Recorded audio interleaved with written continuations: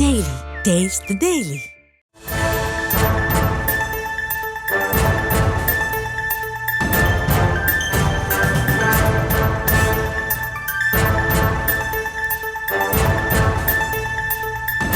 சென்னை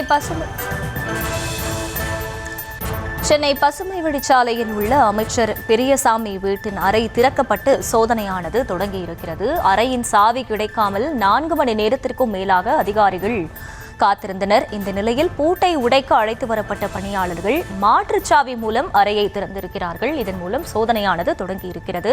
அண்மை செய்தியாக பார்த்து வருகிறோம். சென்னை பசுமை வழிச்சாலையில் உள்ள அமைச்சர் பெரியசாமி வீட்டின் அறை கதவு திறக்கப்பட்டு சோதனையானது தொடங்கியிருக்கிறது.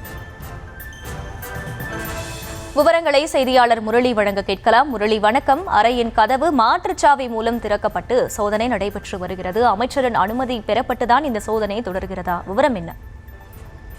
வணக்கம்.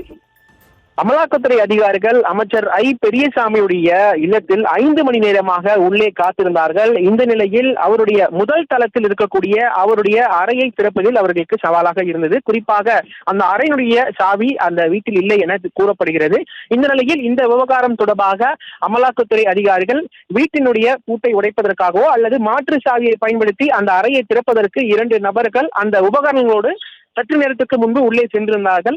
இந்த நிலையில் அமலாக்கத்துறை அதிகாரிகள் அமைச்சரிடம் தொலைபேசியில் தொடர்பு கொண்டு அந்த அறையை திறப்பதற்காக அனுமதி பெற்றிருக்கிறார்கள். அது மட்டும் இல்லாமல் அமைச்சருடைய அலுவலகத்தில் பணியாற்றக்கூடிய அலுவலக உதவியாளர் அவரிடம் கையொப்பத்தை பெற்றுக்கொண்டுதான் தற்பொழுது அந்த அறையை மாற்றுச்சாவி மூலமாக திறந்து தற்பொழுது சோதனையை நடத்தி வருகிறார்கள்.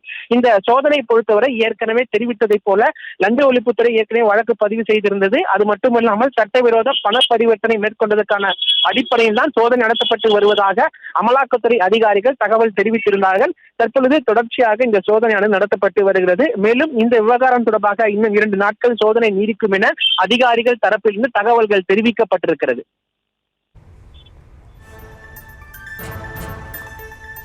விவரங்களுக்கு நன்றி Murali. Taste the Daily. Taste the Daily.